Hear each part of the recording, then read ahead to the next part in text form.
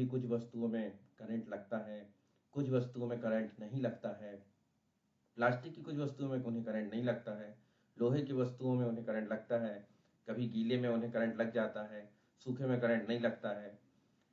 Pencil की बात करें तो पेंसिल में कभी उन्हें करंट लगता है, कभी पेंसिल में करंट नहीं लगता है।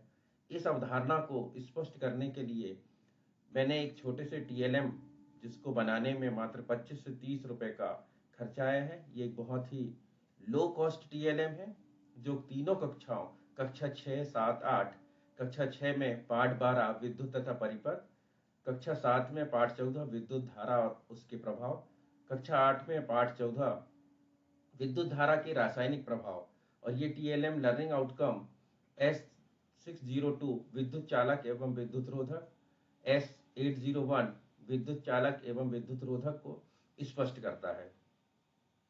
इसके लिए सबसे पहले मैंने एक बैटरी ली हुई है, जिसका धन सिरा सीधे एलईडी बल्ब से जुड़ा हुआ है और ऋण सिरा एक स्वतंत्र छूटा हुआ है, दूसरा विद्युत बल्ब से जुड़ा हुआ है।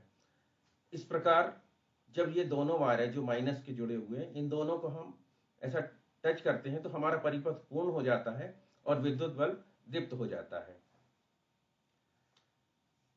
जब हम विद्युत बल्ब की बात करते हैं तो विद्युत बल्ब इस प्रकार की एलईडी आते हैं। ये एलईडी में दो सिरे होते हैं, एक ये बड़ा होता है और दूसरा छोटा सिरा होता है। ये बड़ा सिरा धन और छोटा सिरा ऋण टर्मिनल को दर्शाता है। इसे श्रेणी क्रम में जोड़ने के लिए छोटे सिरे को छोटे सिरे से और बड़े सिरे को बड़े सिरे से जोड़ना होता है।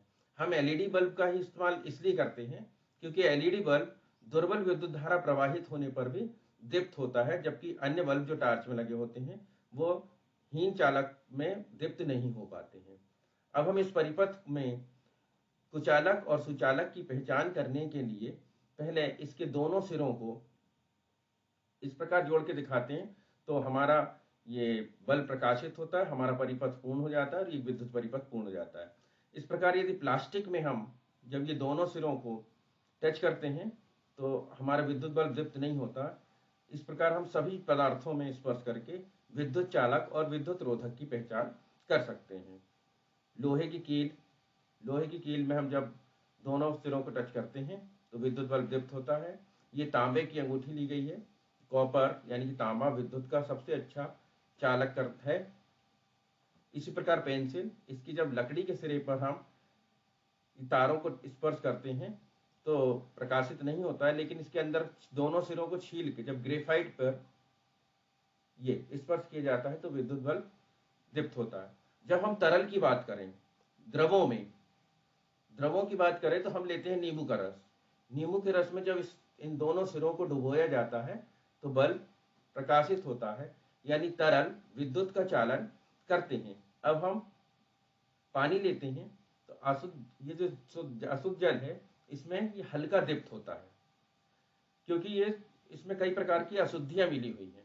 जब हम इसमें थोड़ा सा सोडियम क्लोराइड यानी कि नमक ऐड करते हैं, नमक का जल ऐड करने के बाद इसको हम थोड़ा सा घोल देते हैं।